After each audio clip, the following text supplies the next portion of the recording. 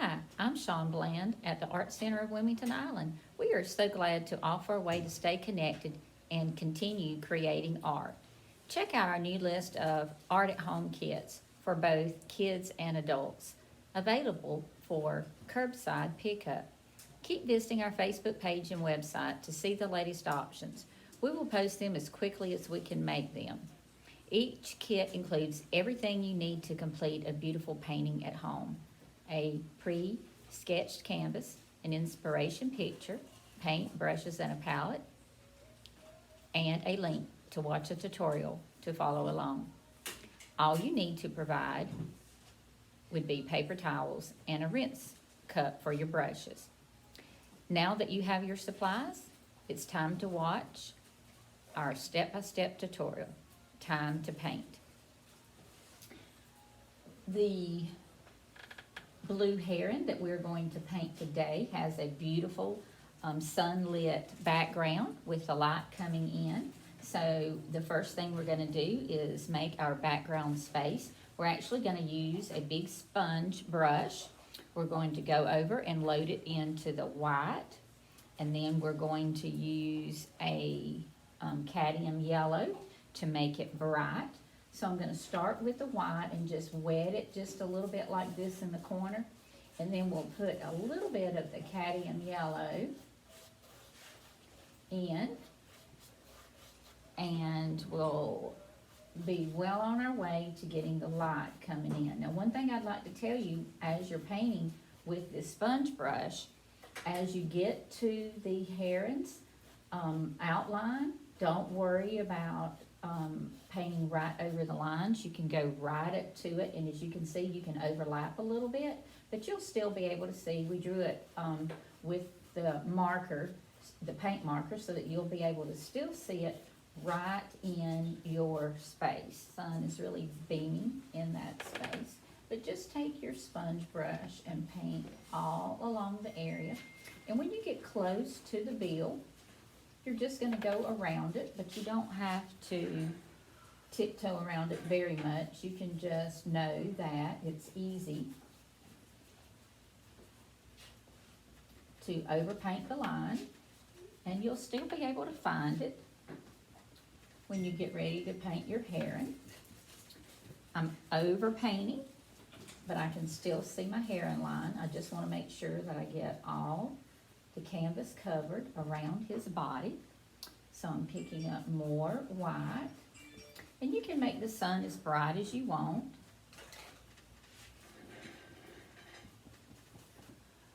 Just continue to take the sponge brush and keep adding white, filling in up underneath his neck. And you can see that we're overpainting in all the spaces, but that's going to be just fine, because the heron will be put right in over this area, and we won't have any problem finding him.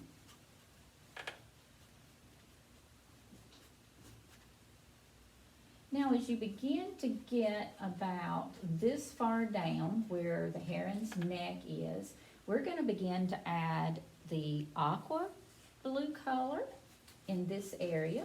You can see I picked up a little bit on my brush, and the line that you have that shows where the horizon is, you can see I put a little bit of the aqua on the brush and just went upward.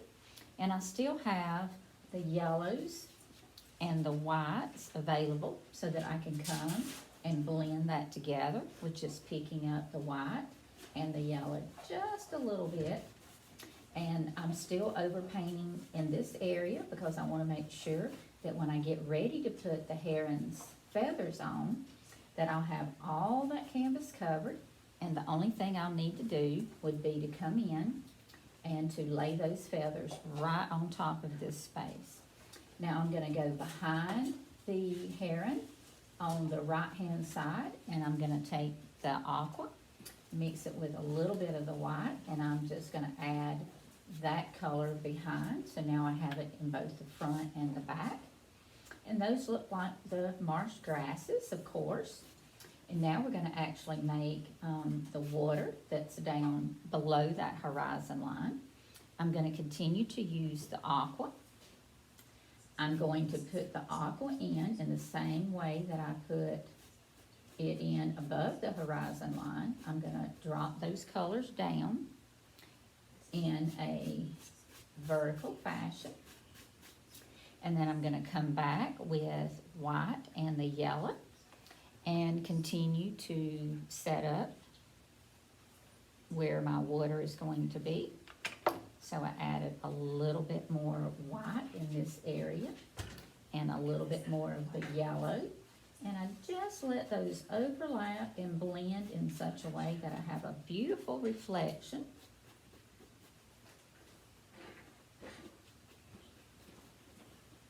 And you can see how the colors that are above now are also below, but with the exact same stroke of the brush, just pulling the full width of the brush down. I'm starting it at the horizon line so it gets most of the paint there, and then once the paint is used up, as I move further down, I add more white and more yellow. So that color is coming from above, of course, and you can see that it's reflected down in that space. Now I've got the two legs to go around the heron, and then I've got empty space in the middle. So I'm actually just gonna take my sponge brush, paint right over the legs. You can still see them up underneath, so I won't have any problem finding where they're gonna go when I get ready to put the heron in. And now I'm ready to do that. So if you'll just wash your sponge brush out and let it dry, and you can use it again later if you wanted to. But now we're ready to move on with your other brush and get ready to put the detail in for the heron. We're gonna actually start on his nose. We'll use a little bit of yellow. We'll load it with your round brush. We will start in this area to make a dot, just a tiny little mark where it's gonna start on the tip. And so to make a very small space, if you will dip your brush in the paint first and then actually just roll it on the palette so that when you look at your brush, you can make sure it's nice and pointed. And then you can also get that nice point on the brush for your paint to lay down just where you want it to go.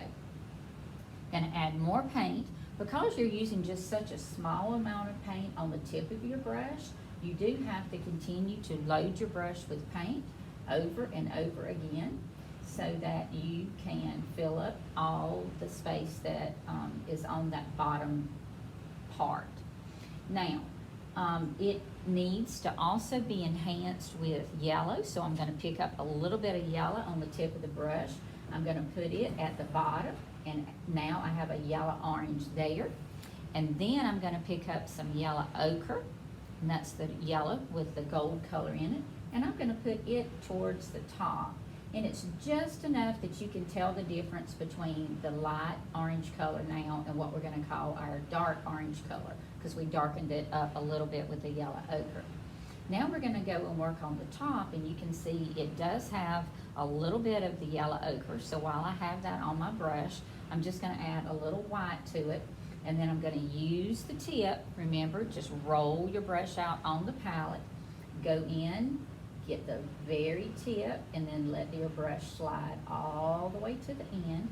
And as you notice, once you start and you put the little tiny tip of the brush into where the tip is gonna go, you barely touch the canvas. But as you're moving toward the upper space where it gets wider, you'll begin to press down a little bit more with your brush, and then you're using the full width of the brush to make this top part. So once you get the yellow ochre, which is yellow with brown in it, once you get that color all the way over to the circle where the eye is, then you're going to take and change colors.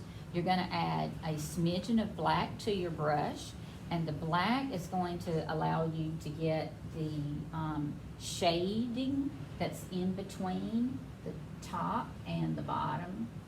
So you use just a small amount of paint, and you're choking up on the brush so that you can get right in between the two, and then you're just gonna make a line. So once you have your black line in, you're gonna come in and you're gonna use the brush again, but this time not so much with the tip, but maybe just with like a 45 degrees, so you just push the paint right in, and you're gonna go right over the gold to scuff it up a little bit so it becomes a little bit less gold and a little bit darker with the black on it. So you just scuff it right over the top of it.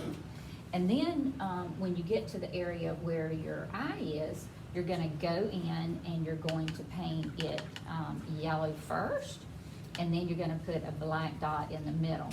So I'm gonna wash my brush and then pat it off to dry it. I'm gonna go pick up the yellow and yellow ochre, depending on if you want one or the other of them. If you want a bright eye, you can just use the bright yellow. If you want it to be a little golden color, you can add some of the gold to it. But either way, what you need to do is put the black dot in the center of it. So I'm washing out my brush. I'm going to dry it off. And then after I dry it off, I'm going to put just a little bit of black, just a little bit on the tip of my brush. I'm gonna choke up on the brush, and I'm gonna go in and I'm gonna put the dot right in the middle. Gonna pick up a little bit more, and then I can use the tip of the brush to go in and just go around the eye edge. So now it is black too.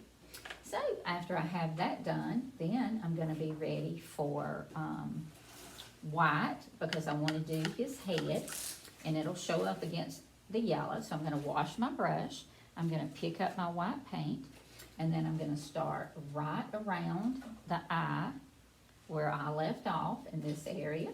I'm going to paint it white, and I'm just going to pick up white. I'm going to load it with my brush.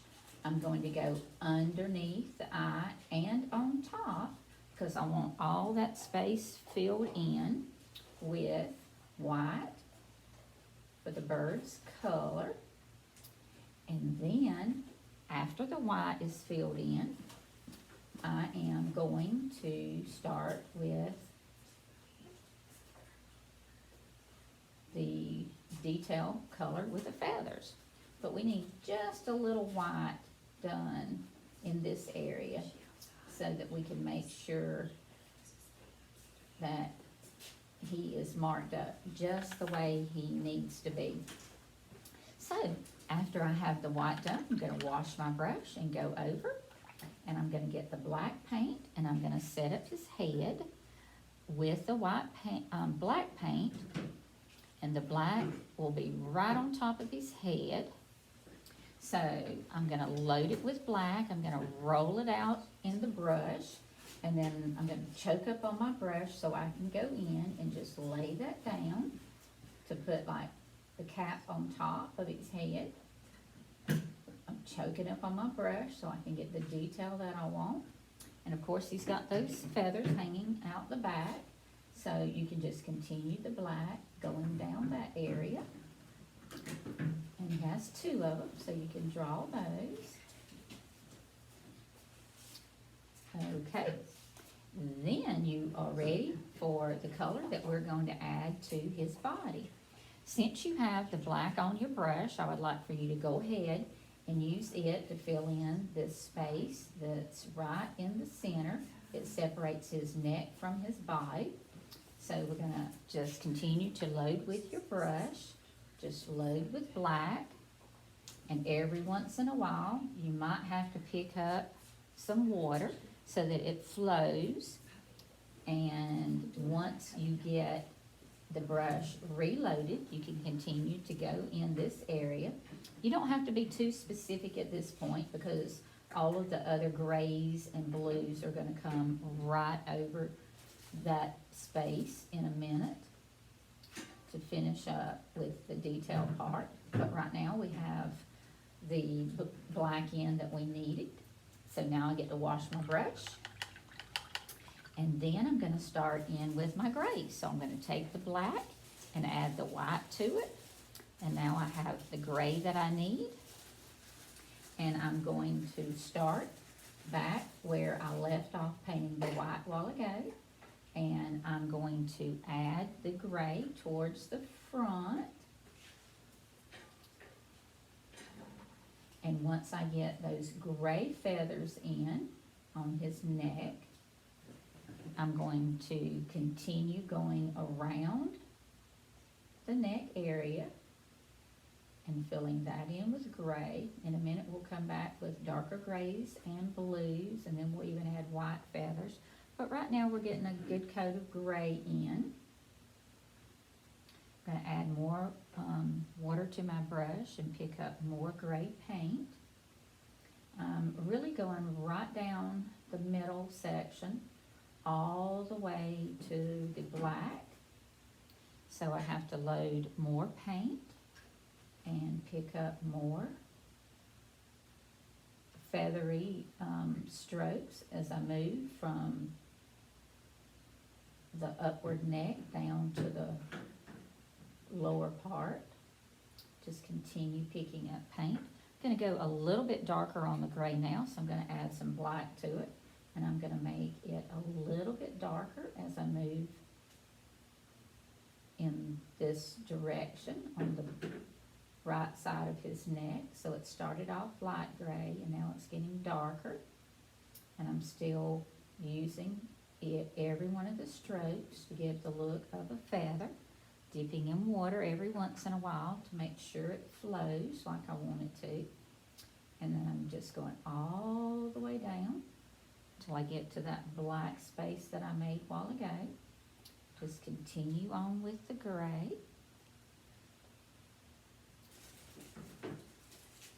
And add more paint. And as I work these, I go back and forth, sort of like a zigzag, to put my layers of paint in. Go right above where the feet are. And I have the gray that I need in that first area in his neck. Now I'm going to load my brush with white, and I'm going to add more feathers.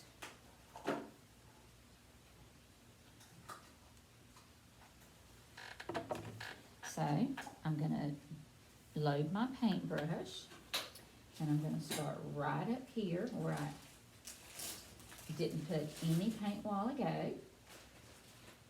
And I'm going right in the bend of his neck first. And you can see with the stroke, I want each one of those to look feathery. So as I begin to pull them down, I'm dipping in water, rolling in the paint, and I push down first, and then I release, and that allows me to create that volume of feather that I need to show that it's feathery. And his chest is just fluffing out. So take your brush and just lay the paint on. When I load the brush, I'm getting a good bit of paint on the brush, so I can just feather it out. And every time I make a feather or two, I have to come back and load up with more paint. It's very important to get enough of the paint on. And we know that it needs to be thin at the bottom, at the end of the feather, and then a little bit fuller up in his body area. So that allows me to do the overlapping over the gray. And that certainly looks feathery when I pull that white right on top of the gray. In a minute, we'll be adding some of the blue. And then it will really make him stand out against that yellow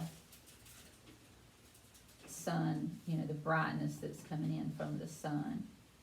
So I added a few more light feathers down here, and then as it gets further and further closer to the bottom, I'm letting the gray start to show up more than the white.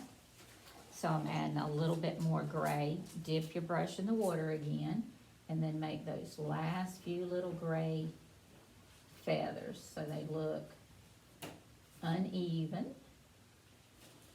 and very, very fluffy as you go in that direction. Okay, now on the other side, we're going to use the gray that I already have on my brush and start filling some of that in. And then we'll use all the blue at the same time when I load that color. But right now we're going to go for the base of gray. So I'm adding black and white again, mixing that and just making big strokes of color.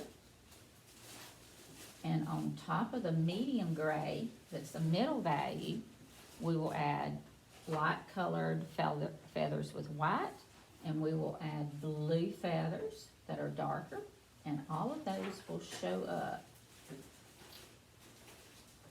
So I'm adding a little bit of a little more black in there to make it a darker gray in some places.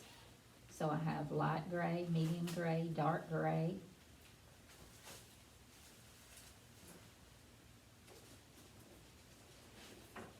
And I'm going all the way down to these tail feathers. And I picked up a little bit of yellow ochre and put it right in the gray so that this bottom section down here can have a little different look than the top one does.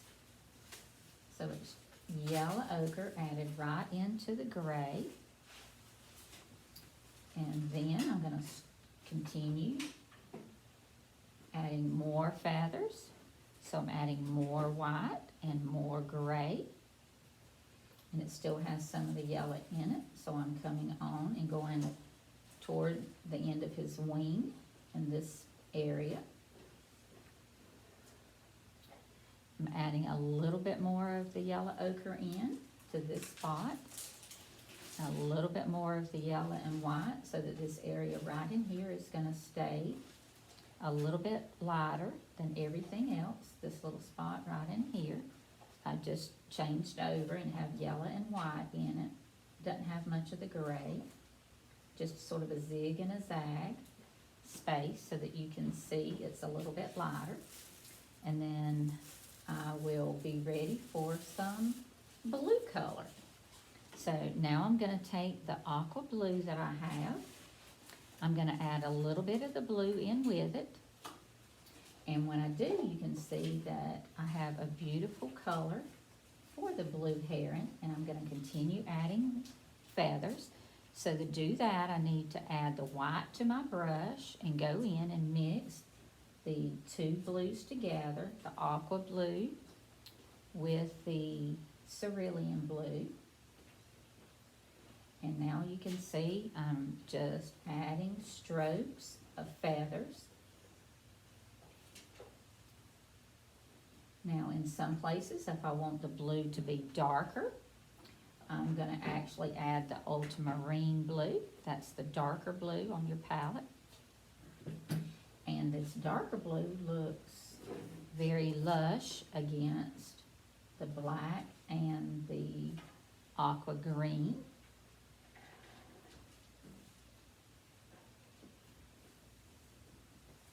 So now I have green and aqua, and it's mixing right in up against the black. I'm going to continue that mix up in this area where I can add a few more feathers that have both of those colors in there. And I can add more yellow ochre if I want to in some places to make that with the gray. And that will give me a little bit different color down in the middle part of the wing area. You know, when you look at these birds, every one you look at has a different color spectrum. So you can really put whatever kind of blues you want to go in yours would be great. If you wanted a little bit more aqua, you could certainly add that. Or a little more on the gray side, you can go to the black and the white and add that.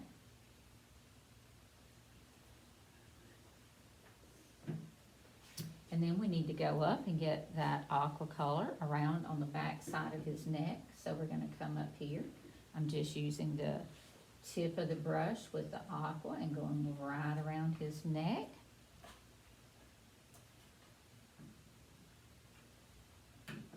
And I'm dipping it in water to make sure it flows where I want it to flow. I'm choking up on the brush so I have control of where the lines go. Adding both blues onto my brush at different times with a little bit of the gray. I'll let that overlap right over this space just a little bit where I painted the gray a while ago, so it layers right on top of it. And I'm using the brush to go in and let it start at a point right here up underneath the neck area where we stopped painting the gray at the beginning. And you can see now we have all the colors that the blue heron needs in his feathers just by using aqua sometimes and the darker blue at other times. And the best way to get those feathers right on top is to make sure you dip your brush in water, roll that brush into the paint, and then with your feathers, you can build them as skinny or as fat as you want.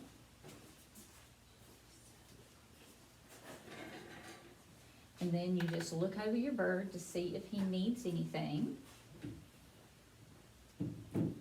before you finish it up.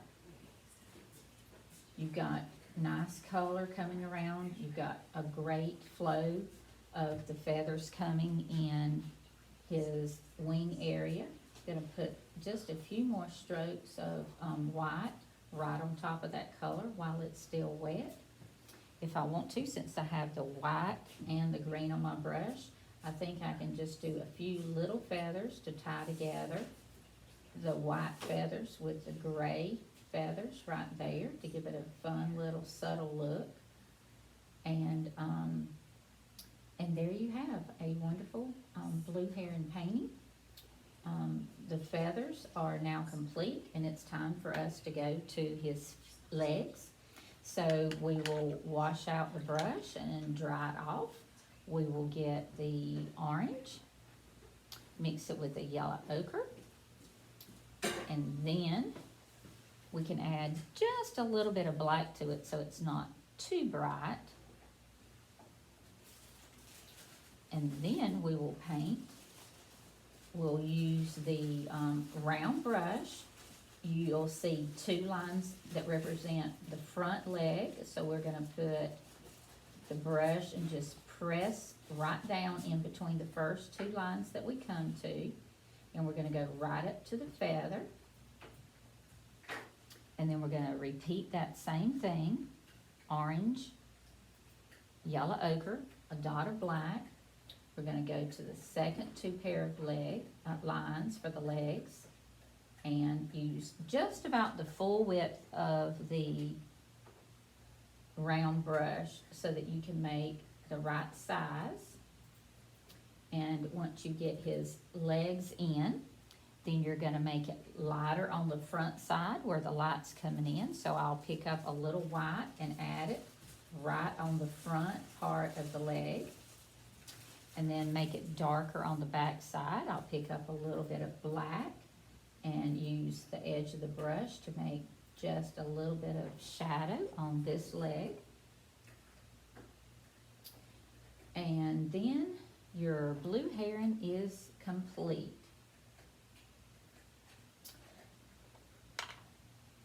You have finished your project. We want to see your masterpiece.